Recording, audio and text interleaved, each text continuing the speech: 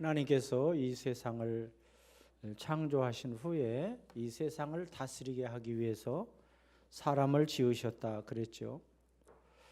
그러니까 하나님께서 우리 인간을 다른 어떤 피조물보다도 다르게 지은 것은 바로 이 세상을 다스리고 관리하게 하기 위함이다. 그래서 하나님의 뜻을 우리가 받아야 하나님의 뜻대로 관리할 수 있잖아요. 그래서 우리에게 영혼을 주셨다. 하나님의 생기를 불어넣어서 우리에게 하나님의 생명을 우리에게 넣어주신 거예요. 그래서 하나님과 소통할 수 있게 하셨다 하는 것이에요. 근데 하나님께서 우리 사람을 쓰실 때는 제일 먼저 꿈을 주시고 그 꿈을 이루어 가신다 하는 거예요. 그러니까 성경에서도 보면 항상 어떤 사람인지 쓰임 받았을 때는 꿈을 먼저 주셨어요. 마치 꿈은 건물을 지을 때 설계와 같아요. 설계대로 건물이 지어지는 것처럼 사람이 꿈대로 그대로 이루어지는 거예요. 그래서 아브라함에게, 자식이 하나도 없는 아브라함에게 이렇게 말씀하셨어요. 창세기 12장 1절 2절 고향과 친척과 아버지의 집을 떠나 내가 내게 보여줄 땅으로 가라. 내가 너로 큰 민족을 이루고 내게 복을 주어 내 이름을 창대하게 하리니 너는 복이 될지라. 그러니까 꿈을 주시고 그 꿈대로 이루셨다고 하는 거예요. 꿈대로 이루어진 것은 우리가 성경을 통해서 확인할 수가 있잖아요. 어린 요셉에게 민족의 지도자의 꿈을 심어주셨어요. 그리고 그대로 이루어 주셨어요. 바울에게 세계 선교의 꿈을 심어주셨고 그대로 이루어 주셔서 오늘 우리들에게까지 복음이 전해진 줄로 믿습니다. 오늘날 이 세상도 마찬가지예요. 이 세상이 발전해 가고 있는 것도 꿈을 가진 사람들에 의해서 발전해 가고 있는 거예요. 미래의 세계도 꿈을 가진 사람들에 의해서 세상은 틀림없이 발전해 나갈 것입니다. 자, 중요한 것은 여러분이 어떤 꿈을 꾸고 있는가 하는 거예요. 지금 여러분이 어떤 꿈을 꾸고 있는가에 따라서 여러분의 5년 후, 10년 후가 결정이 된다고 하는 거예요. 오늘 우리 교회가 어떤 꿈을 꾸고 있느냐에 따라서 교회 미래가 결정되는 거예요. 나라가 어떤 꿈을 꾸고 있느냐에 따라서 우리나라의 미래가 결정되는 것이에요. 자, 그런데 예수님과 제자들 사이에는 서로 다른 꿈이 있었다 하는 것이에요. 우리 모두가 다 꿈이 있잖아요. 그런데 들어보면 나름대로 다 각기 다른 꿈을 가지고 있다 하는 거예요. 자, 예수님의 제자들의 꿈은 어떤 꿈이었어요? 이 세상 나라에 대한 꿈을 가지고 있어요. 나라가 로마에서부터 해방되고 그래서 백성들이 잘 사는 나라가 되고 그래서 덕분에 예수님 덕분에 제자들도 출세하는 그런 꿈을 가지고 있었다. 이것은 뭐 우리가 모든 사람들이 일반적으로 가지는 꿈이에요. 그런데 예수님은 전혀 제자들과 다른 꿈을 가지고 있어요. 하나님 나라에 대한 꿈을 가지고 있었다는 거예요. 그러니까 이 땅에 복음이 전해져서 모든 사람이 구원받고 모든 사람이 하나님의 나라의 백성이 되는 것이 예수님의 꿈이었다 하는 거예요. 그러니까 세상 나라에 대한 꿈과 하나님 나라에 대한 꿈, 그러니까 그들이 하나가 될 수가 없잖아요. 세상의 비극은 여기서부터 시작이 돼요. 하나님의 꿈과 인간의 꿈이 다른 데서부터 인류의 비극이 시작됐잖아요. 부부간에 서로의 꿈이 다르다. 부자간의 꿈이 다르다. 여기서 가정의 비극이 생겨지게 되는 것이에요. 대통령과 백성의 꿈이 다르다. 여기에서 국가의 비극이 생겨지는 거예요. 목사와 여러분의 꿈이 다르다. 교회의 비극이 여기서부터 오는 거예요. 자, 제가 편지 하나를 소개해 드리려고 하는데 추석에 시어머니와 며느리가 나눈 편지예요. 아버님, 어머님 보세요. 우리는 당신들의 기쁨조가 아닙니다. 나이 들면 외로워야 맞죠. 그리고 그 외로움을 견딜 줄 아는 사람이 성숙한 사람이고요. 자식, 손자, 며느리에게서 인생의 위안이나 기쁨이나 안전을 구하지 마시고 외로움은 친구들이랑 달래시거나 취미생활로 달래세요. 죽을 땐 누구나 혼자입니다. 그 나이엔 외로움을 품을 줄 아는 사람이 사람다운 사람이고 나이가 들어서 젊은이같이 살게 하려는 것은 어리석은 것입니다. 마음만은 청춘이고 어쩌고 이런 어리석은 말씀 좀 하지 마세요. 나이 들어서 마음이 청춘이면 주책바가지입니다. 늙으면 말도 조심하고 정신이 쇠퇴해 판단력도 줄어드니 남의 일에 훈수 두는 것도 삼가해야 하고 세상이 바뀌니 내가 가진 지식으로 남보다 특히 젊은 사람보다 많이 알고 대접받아야 된다고 하는 편견도 버려야 합니다. 나이가 든다는 것은 권력이 생긴다고 하는 것이 아니라 자기 삶이 소멸해 간다고 하는 것을 깨닫고 혼자 조용히 물러나는 법을 배우는 과정임을 알아야 합니다. 그리고 전화를 몇 개월에 한 번을 하든 1년에 한 번을 하든 아니면 영영 하지 않아도 그것이 뭐가 그리 중요합니까? 그것 가지고 애들 아빠 그만 괴롭히세요.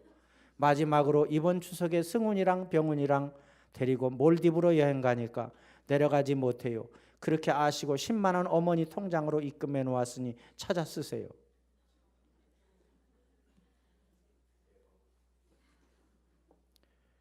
제가 이 편지를 집에 가서 읽어줬어요. 그랬더니 앞에 앉은 권사님이 아니 시어머니의 답장은 없어요? 씩씩거리면서 막 그러시는 거야. 아, 시어머니 답장 내가 지금 읽으려고 그러는데 좀 참으세요. 시어머니가 답장을 해서 고맙다 며느라, 형편도 어려울 텐데 이렇게 큰 돈 10만 원씩이나 보내주고 이번 추석에 내려오면 선산 판 거 90억 하고 요 앞에 도로 난다고 토지 보상 받은 거 60억 합해서 3남매에게 나눠주려고 했는데 바쁘면 할 수 없지 어쩌겠니? 둘째하고 막내딸에게 반반씩 갈라주고 말란다. 내가 살면 얼마나 더 살겠니? 여행이나 잘 다녀와라. 제 사는 이 애미가 모시마. 이랬더니 그 권사님이 에이 시원하다. 그래서 한바탕 웃었어요. 며느리가 답장을 했어요. 헉 어머니 친정 부모님한테 보낸 편지가 잘못 갔네요. 친정에는 몰디브 간다고 하고서 연휴 내내 시댁에 있으려고 했거든요. 어머니 좋아하시는 육보 잔뜩 써서 내려갈게요. 항상 딸처럼 아껴주셔서 감사해요. 오늘은 어머님을 엄마라고 부르고 싶어요. 엄마 사랑해요.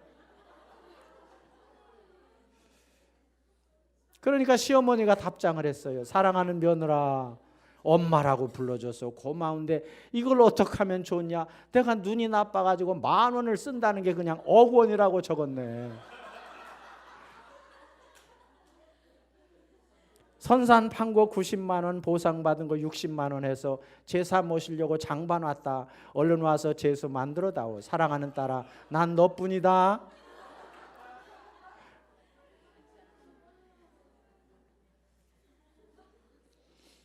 가족 간에 서로 다른 꿈을 꾸고 있는 것이 현대 가정의 비극이잖아요.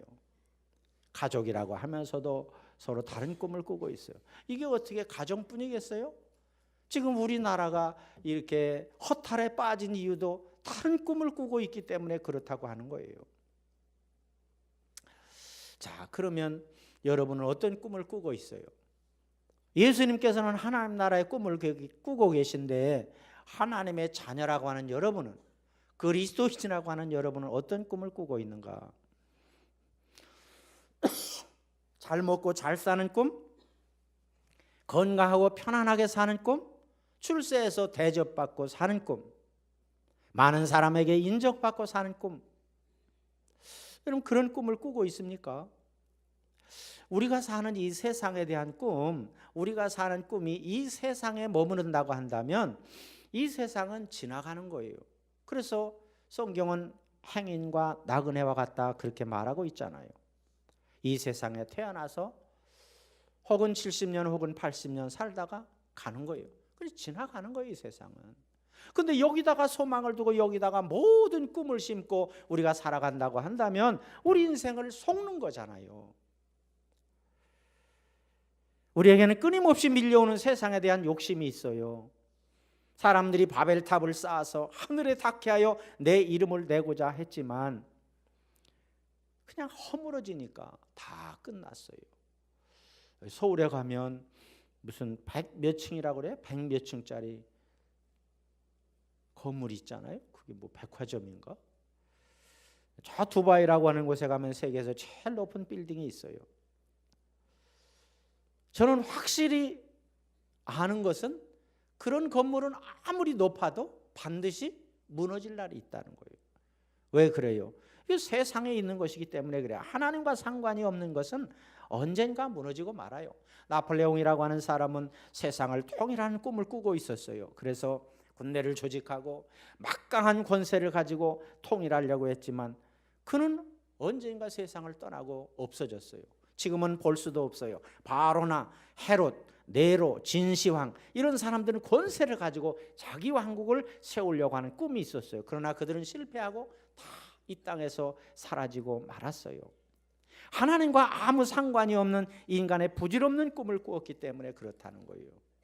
사랑하는 여러분, 어떤 꿈을 꾸고 있습니까? 우리는 꿈을 꿔야 되는데 이런 꿈을 꿔야 돼. 위대한 꿈을 꿔야 된다. 예수님께서 제자들을 부르신 것은, 제자들을 불러서 가르치고 훈련하고 그렇게 하신 것은 사람을 낚는 어부가 되게 하기 위함이라. 그래서 다시 말하면 하나님의 나라를 세우는데 일꾼으로 쓰시기 위해서 그 제자들을 부르셨다 그랬어요.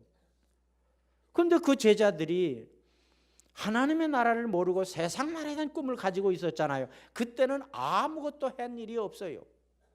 그런데 예수님을 만나고 성령의 체험을 하고 그래서 하나님의 나라의 꿈을 우선순위로 가지게 되었어요. 그래서 세상에 나가서 복음을 전하게 되었고 온 세상에 복음이 전해지게 되자 우리나라도 예수님의 꿈을 가진 선교사들이 오게 되었고 그래서 우리나라가 이렇게 복을 받게 된 줄로 믿습니다.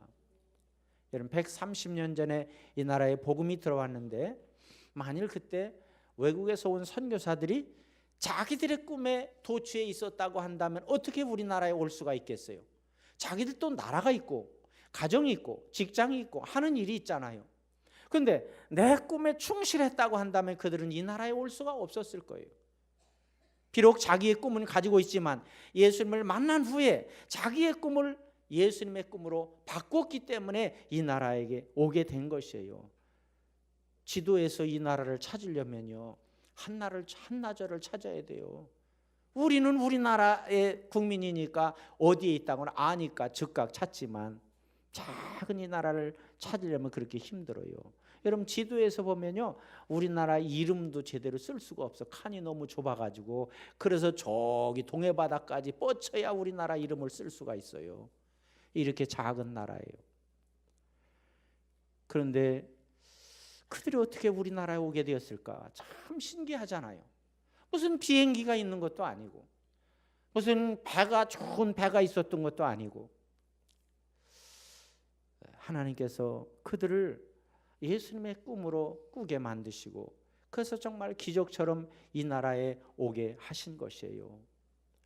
근데 여러분 이런 설교를 하다가 보면 여러분 중에 그러면 나는 어떻게 살고 내 가족은 어떻게 사는가 그런 염려를 하시는 분들이 있을 것 같으니까 예수님께서 말씀하셨어요. 마태복음 6장 33절 너희는 먼저 그의 나라와 그의 의를 구하라.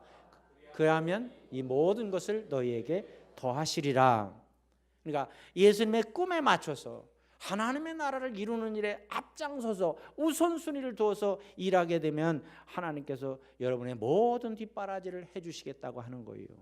그러니까 걱정하지 말라고 하는 거예요. 마치 어린 자녀들이 공부 잘하고 건강하게 자라면 부모가 모든 것을 뒷바라지하는 것처럼 하나님께서도 그렇게 뒷바라지 해주시겠다고 약속하셨어요.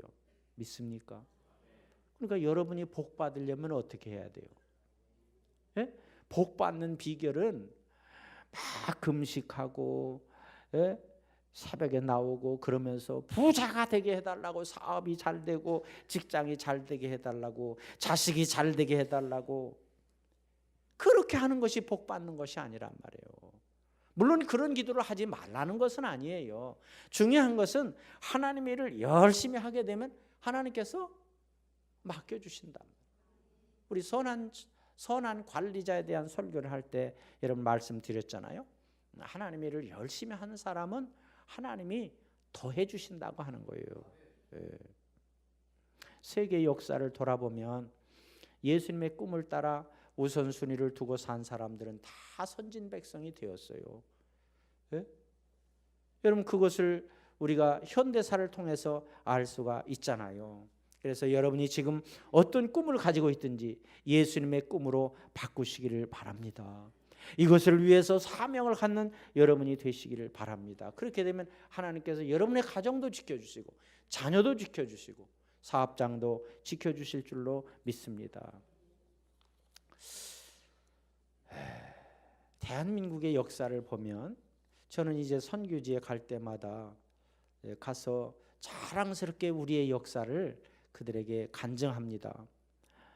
60년 전만 해도 전쟁으로 폐허가 된 나라였잖아요. 그때는요, 세계에서 67개 국가가 우리나라를 도와줬어요.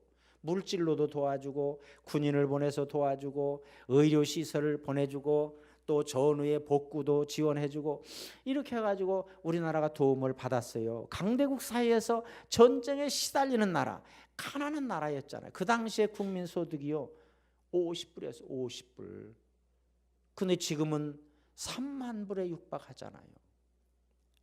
경제 규모가 세계 12위, 10위라고 그러든가 12위라고 그러든가 하여튼 그런 대국이 되었잖아요. 세계에서 선교사를 두 번째로 많이 파송하는 그런 나라가 되었어요. 나라도 적지요. 자원도 없지요. 지도자도 별 볼 일 없지요. 한국이 왜 이런 복을 받게 되었을까? 이건 하나밖에 없어요. 예수님의 꿈으로 하나 된 사람들이 많이 일어났기 때문에 우리나라가 복을 받은 줄로 믿습니다. 그러니까 어느 나라에 가보세요. 이렇게 교회가 많은 나라가 있는가? 이렇게 많이 기도하는 나라가 있는가? 지금도 한국교회는 아무리 어려워도요 선교하는 일에 힘을 쏟고 있어요. 여러분도 선교사를 지원하기 위해서 정말 어렵게 헌금하고 모일 때마다 우리가 기도하고 있잖아요. 그건 뭐냐? 예수님의 꿈과 내 꿈을 하나로 만들기 위하여 예수님이 꾸셨던 위대한 꿈을 꾸기 위해서 그런 삶을 살아가고 있는 것이에요. 있습니까? 디모데전서에 보면 디모데전서 2장 4절 하나님은 모든 사람이 구원을 받으며 진리를 아는 데 이르기를 원하느니라 그랬어요. 여러분 사람의 가치가 어느 정도인가? 사람의 가치가 어느 정도이길래 하나님은 모든 사람이 구원받기를 원하시는가? 그리고 하나님 사람의 가치가 어느 정도이길래 독생자 예수 그리스도를 이 땅에 보내셔서 십자가에서 죽기까지 하시고 우리를 구원하셨는가? 여러분이 어느 정도의 가치가 있는가를 바로 아는 것이 오늘 이 시대를 살아가는 우리들에게 매우 중요하다. 그래서 오늘은 우리의 생명에 대한 말씀을 드리려고 합니다. 그러니까 예수님이 십자가에서 죽으시면서 그 생명을 다 바치시면서 여러분 한 분 한 분을 구원해 내셨잖아요. 그러니까 어느 정도 귀하면 예수님께서 그런 희생을 하셨을까 하는 거예요. 제가 한 번은 할머님이 등록하셔가지고 신방을 갔어요. 갔는데 개가 나와가지고 얼마나 반갑게 맞이하는지 몰라요. 그런데 거기까지는 좋았는데 예배를 드리려고 그러는데도 자꾸 반갑게 나한테 와서 그러니까 예배를 드릴 수가 없잖아요. 그래서 그 할머니가 방에다가 놓고 잠궜어요. 그러니까 뭐 깨갱거리고 거기서 뭐 막 이렇게 긁는 소리도 나고 그러더라고요. 좀 걱정은 됐지만 예배를 드리고 왔어요. 그런데 나중에 들었는데 그 딸이 퇴근해가지고 그 사실을 알고는 절대로 목사 집에 오지 마시오. 목사 금종령을 내려서 그리고 어머니에게 다시는 교회 나가지 마세요. 거기 어머니에게도 또 금종령을 내렸어. 야, 제가 그 소리를 들으면서 이 우리 시대가 이렇게 되었구나. 내가 개만도 못한 목사가 되어버렸잖아요.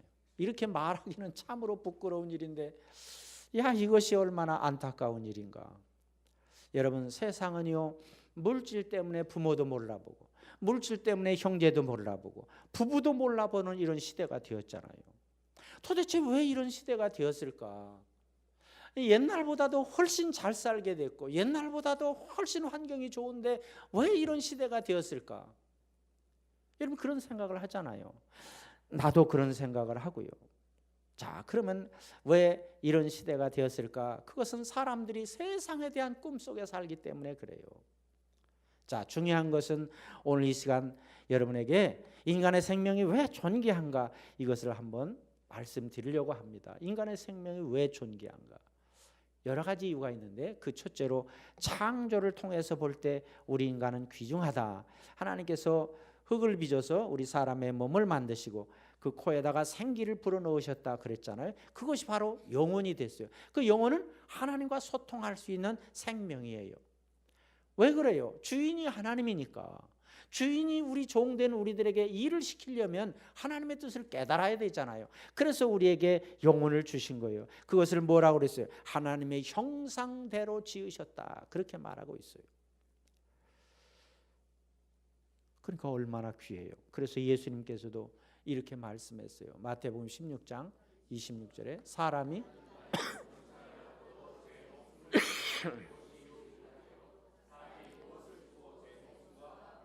이게 바로 천하보다 귀한 생명이라고 하는 거예요. 어떤 목사님이 그랬잖아요. 천하보다 귀한 생명이라는 게 성경에 어디에 있습니까? 꼭 그렇게 글씨대로 써야 그게 있는 게 아니라 이게 바로 그거잖아요. 여러분 세상을 다 팔아서 돈으로 만들어도 여러분의 한 생명을 살 수 없다는 거예요. 그처럼 우리가 귀하게 만들어졌다고 하는 거예요. 여러분 하루에 우리나라에서 소모되는 소가 도대체 몇 마리 정도나 될까? 나 그거 어디 알아볼 수 없어요? 엄청나게 많은 고기를 먹잖아요. 근데 소가 죽었다고 신문에 나는 거 봤어요? 소는요 수천 마리가 죽어도요 신문에 안 나요. 근데 사람은 한 사람이 죽으면 어떻게 돼요? 신문에 나고 TV에 나고 난리가 나요. 왜 그러냐? 한 사람의 그 생명은 하나님의 형상대로 지음받은 존재이기 때문에 귀한 존재이기 때문에 함부로 죽일 수도 없고, 물론 자연사 건강하게 살다가 자연사 하는 것은 상관없지만 다른 사람이 죽일 수도 없고 스스로도 죽어서는 안 된다는 거예요. 마치 그런 것이 있다고 한다면 하나님께 도전하는 것이에요. 그런데 여러분 우리나라의 실정이 어때요? 경제난, 가정불화, 이혼, 우울증 이런 것 때문에 우리나라가 자살의 인구가 많이 늘고 있다고 하는 거예요. 더군다나 또 노인들이 많아지면서 노인들의 자살 인구가 많아지게 되었다. 그래서 이것도 세계적인 기록을 갖고 있다고 하는 거예요. 참으로 안타까워요. 그뿐이에요? 성폭력, 강간, 무슨 살인, 도둑, 강도, 마약, 테러. 도대체 이런 게 무슨 말입니까? 왜 이런 일이 생기는 것이에요? 이것은 인간의 가치를 모르기 때문에 그렇다. 내가 존재하다, 내가 존귀하다고 하는 것을 모르고 또 내가 존귀한 것은 옆에 있는 사람도 존귀하다고 하는 것을 모르기 때문에 그 사람을 사랑하지 않는 데서 이런 일이 생겨진다고 하는 거예요. 여러분, 그래서 우리 인간이 얼마나 소중한가를 아는 것이 중요해요. 옆에 사람 한번 쳐다보세요. 보니까 어때요? 소중해요? 네. 하나님의 형상대로 지음받은 인간이잖아요. 그렇기 때문에 우리는 소중하다. 그래서 여러분 자신을 사랑해야 되고 옆에 사람도 사랑해야 된다 하는 거예요. 자, 두 번째 보면 이제 생물학적으로 보겠습니다. 난 뭐 과학자가 아니기 때문에 잘은 모르지만 그냥 어설피 남자의 정자와 여자의 난자가 만나서 한 생명이 태어나게 되잖아요. 그런데요, 남자의 정제는 3억 개 이런데 3억 개. 몇 개? 3억 개. 그 중에서 난자가 3억 개 중에서 하나를 탁 어떻게 하는 거예요? 하나와 탁 만나는 거예요. 그 3억 분의 1이에요. 3억 분의 1. 서울대학교? 이거는 유가 아니에요. 국가고시? 이거는 유가 아니에요. 3억 개 중에서 하나와 만나서 탁 한 생명에 이르게 된다. 그런데 난자와 정자는 똑같이 아주 독립된 생명체인데 아주 약해요. 그리고 얼마 살지를 못해요. 그저 난자는 한 달 정도 살다가 어떤 일이 없으면 그냥 죽어요. 그리고 또 다른 난자가 생성돼요. 정자도 얼마 정도 살다가 그냥 죽고 또 다른 정자가 또 생성되게 되는 것이에요. 그런데 여러분 생각해 보세요. 그냥 얼마 살다가 없어질 이 존재들이 난자와 정자가 딱 만나는 순간에 한 생명체가 되고, 그래서 70년도 살고 80년도 사는 거잖아요. 우리의 인간도 똑같아요. 우리가 이 세상에 태어나서 그냥 아무런 만남이 없고 그럭저럭 살다가 죽는다고 한다면 70을 살고 80을 살다 죽는다고 생각해 보세요. 이렇게 정말 연약하고 부족한 존재들이에요. 근데 그 연약한 존재가 예수님과 딱 만나게 되잖아요. 그러면 70년, 80년이 아니라 영원한 생명을 살게 되는 거잖아요. 놀라운 신비예요. 엄청난 일이에요. 여러분이 그렇게 느껴지는데 내가 엄청나다고 그러니까 여러분은 반응도 없어. 얼마나 놀라운 일이에요. 내가 지금 강요하는 게 아니에요. 생각해 보세요. 얼마나 놀라운 일이에요. 여러분, 이 시대의 문제 중요한 것 중에 하나는 자기 자신을 건강하게 사랑하는 방법을 몰라요.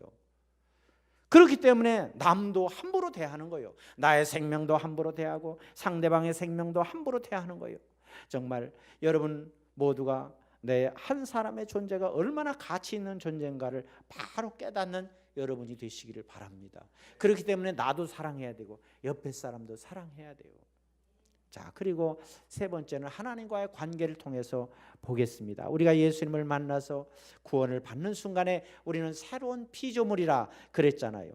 그러니까 여러분이 비록 뭐 돈은 좀 부족하고 건강도 좀 부족해도요, 예수 그리스도 안에서 구원받은 우리들은 보배롭고 존귀하고 사랑받는 존재예요.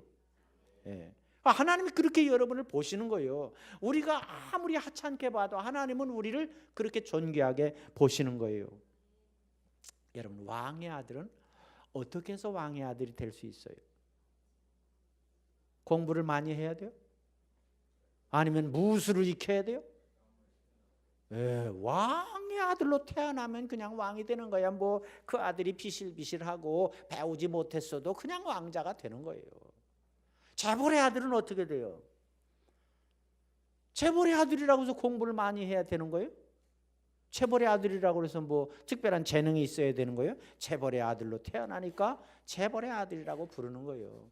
여러분, 우리가 뭐가 있어서 하나님의 자녀가 되는 것이 아니고 능력 있고 환경이 좋고 그래서 우리가 존귀한 자가 되는 것이 아니고 예수님을 만나는 순간에 하나님의 자녀가 되니까, 하나님의 자녀로 태어나는 거, 새로운 피조물이 되니까 우리는 존귀한 자가 되는 거예요.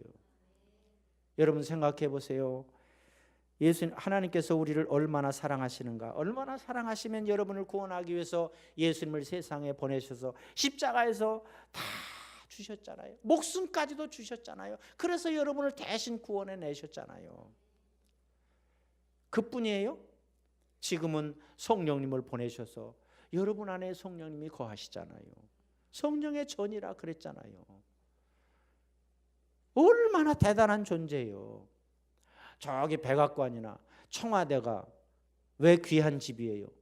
대통령이 거하기 때문에 귀한 집이잖아요. 개집과 비교하면 되겠어요?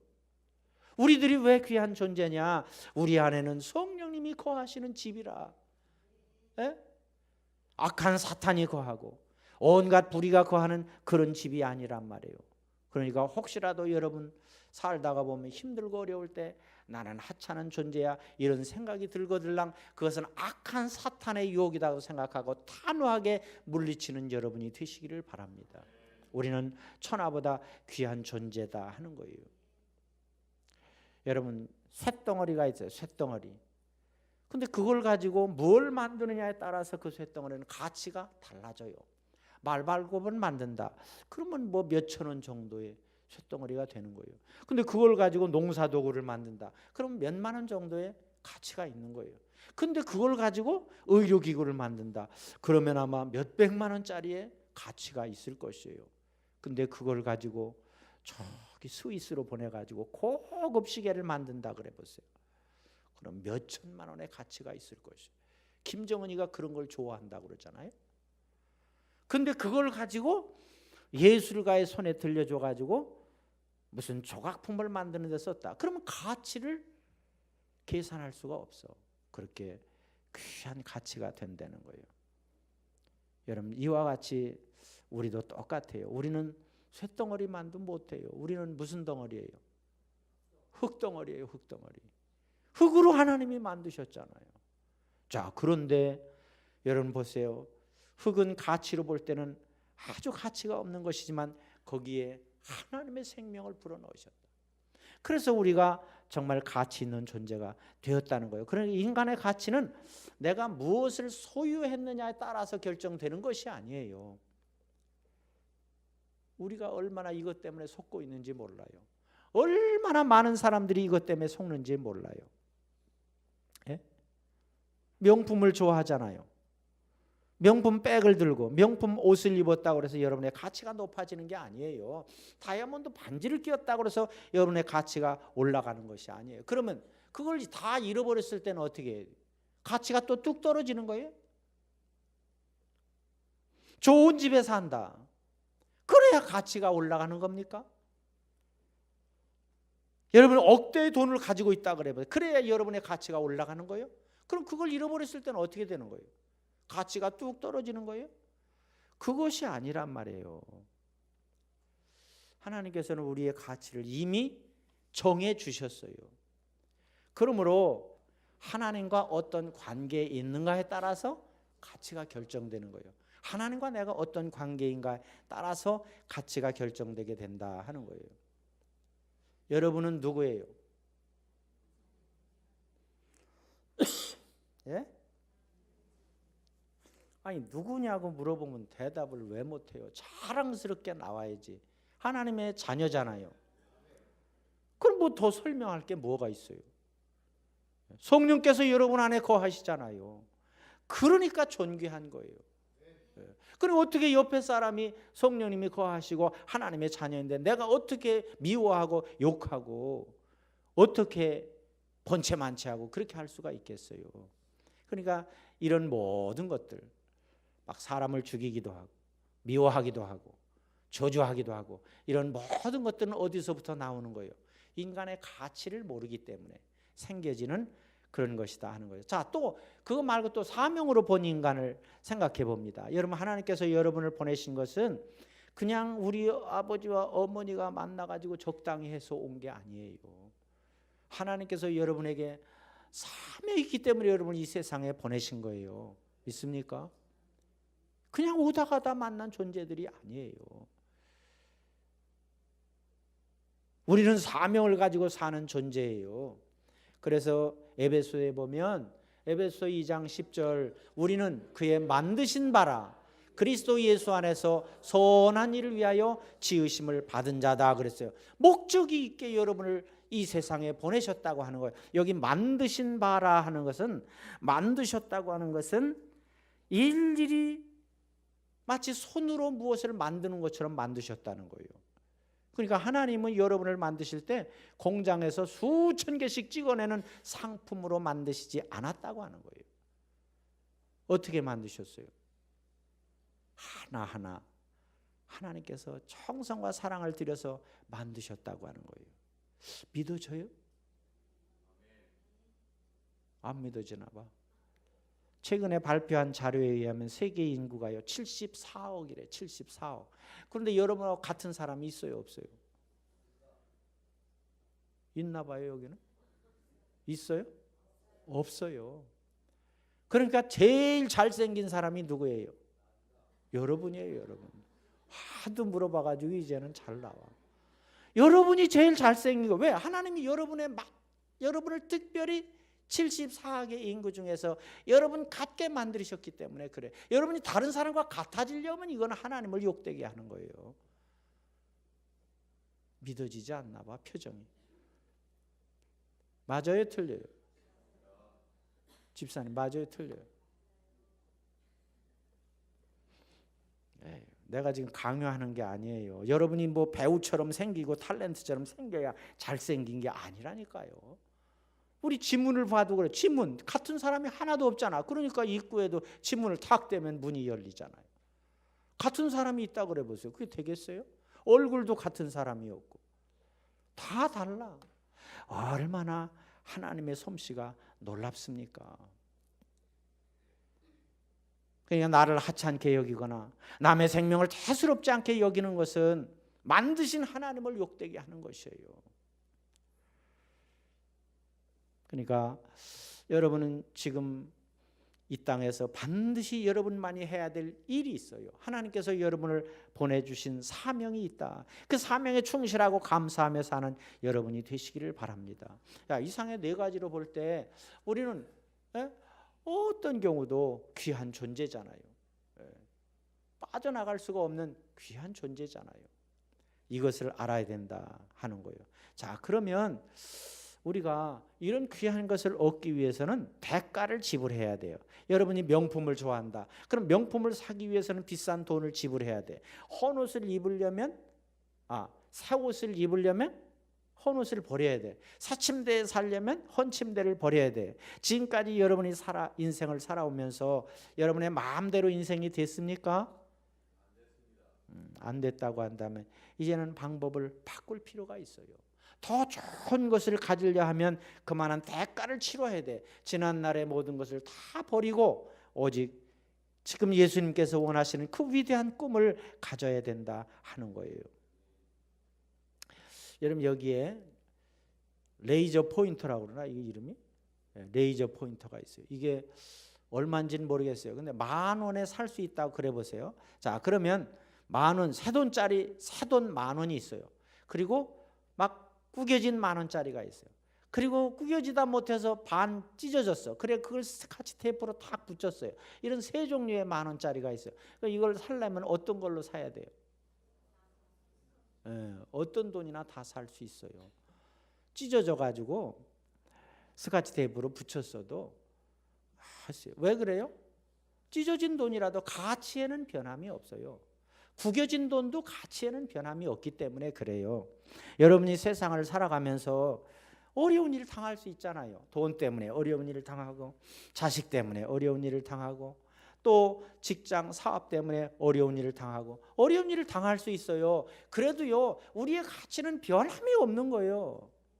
여러분의 가치는 흔들림이 없단 말이에요. 천하보다 귀한 존재로 하나님이 창조하셨기 때문에 그래요. 어떤 사람이 보신탕을 좋아해가지고 보신탕 집에 갔대요. 주문 받는 아줌마가 하나 둘 이렇게 세더니 다 개지요 그러더래. 그러니까 예 그랬대. 아니 사람이 개입니까? 그렇다고 해서 개가 되는 거예요? 사람은 사람이에요. 육신이 늙어서 주름도 지고 힘도 없어지고 때로는 움직이지 못할 수도 있어요. 그러나 여러분의 가치는 절대 변함이 없다는 거예요. 젊다고 해서 가치가 더 있고 늙었다고 해서 가치가 없는 것은 아니에요. 여러분 세상의 것은요 시간이 지나고 세월이 흐르다 보면 가치가 떨어져요. 그죠? 새 것이었을 때 가치와 낡았을 때 가치가 떨어진다는 거예요. 그러나 한 번 정하신 하나님의 가치는 절대로 변함이 없다. 영원하다. 연세가 많으신 분들은 그래도 젊은 사람하고 가치가 다르지 않겠는가? 왜 가치가 달라요? 하나님의 형상대로 지음받은 일 절대로 그런 생각을 하면 안 돼. 오히려 천국이 가까우니까 더 가치가 높지 그렇게 따진다고 그러면. 그렇잖아요? 천국이 더 가깝잖아요. 어떻게 별로 반응이 없어? 절대 그렇게 따지면 안 된단 말이에요. 젊다고 해서 가치가 있고 늙었다고 해서 뭐 가치가 없고 그런 것이 아니에요. 하나님의 허락하신 생명은 절대 변함이 없다 하는 거예요. 여러분 인간은요 인간은 혼자 살 수가 없어요. 그죠? 혼자 살 수가 없어요. 이렇게 제가 어떤 책에서 보니까 한자 있잖아요. 한자. 이게 처음에 만들어질 때 다 성경에서 나온 거랍니다. 깜짝 놀랐어요. 제가 그 책을 이렇게 보고 있는데 사람 인자가 한자로 이렇게 쓰잖아요. 왜 이렇게 안 하고 이렇게 만들었을까? 이거 서로 의지하며 사는 것이 사람이다 그런 뜻이에요. 예? 그럴 듯하잖아요. 어때요? 사람이 혼자 살 수 있어요? 혼자 할 수 없어요. 사람끼리만 의지해도 안 돼. 그래서 우리는 하나님을 의지하며 살아가는 거예요. 이렇게 하나님이 그렇게 만드셨어요. 자, 그렇기 때문에 여러분, 사람은 혼자 살아갈 수가 없어요. 그래서 서로 이웃과 함께 어울려서 살아가고 협력하고 그렇게 하면서 살아가는 존재로 하나님이 만드셨어요. 그러니까 사람들이 보세요. 혼자 살 수 없으니까 하나님을 모르는 사람은 점쟁이도 찾아가고 사주팔자도 보고 또 뭐예요? 뭔가 이렇게 자기를 이끌어 줄 수 있다고 하는 우상을 찾아가서 복을 빌리기도 하고 그렇게 하잖아요. 그러니까 이건 사람 혼자 살 수가 없다. 왜냐하면 피조물이니까 누군가가 우리는 하나님이 만들었다고 하지만 세상 사람들은 그걸 모르기 때문에 그 존재를 찾아가는 거예요. 그것이 바로 우상이에요. 우상. 그래서 인간이 하나님을 떠나서 혼자 살려고 발버둥을 치니까 이렇게 고생바가지로 살아가는 거예요. 우리는 어떠한 일이 있을지라도 예수님과 하나 되어서 예수님께서 우리들에게 허락하신 위대한 꿈이 하나가 되어서 오늘 하나님 사랑함으로 그 안에서 힘있게 살아가는 여러분들이 다 될 수 있기를 바랍니다. 그래서 우리는 이제 옛 것을 버려야 돼. 이 땅의 것을 버리고 하나님의 것으로 채워야 돼. 얼마 전에 그 신문에 난 것인데 영국에서 8억 7천만 원에 이르는 아주 세계적으로 유명한 조각가가 만든 작품이 있었답니다. 8억 7천만 원 가치가. 근데 이것을 도둑이 훔쳐갔어요. 그래서 고물상에다가 단돈 8만 원 받고 팔았어요. 왜 이렇게 됐을까요? 가치를 모르니까. 그 사람들이 법정에서 그랬어요. 이 사람들이 징역 선고를 받고 징역을 살았는데 법정에서 자기들은 그것이 그렇게 가치 있는 것을 몰랐다는 거예요. 그렇기 때문에 그냥 8만 원 받고 팔았단 말이에요. 여러분, 이 이야기가 우스운 이야기 같지만 우리도 아무리 가치 있는 인생을 하나님이 만들어 주셨다고 할지라도 내가 그 인생의 가치를 모르면 이렇게 8만 원짜리 인생이 되고 마는 거예요.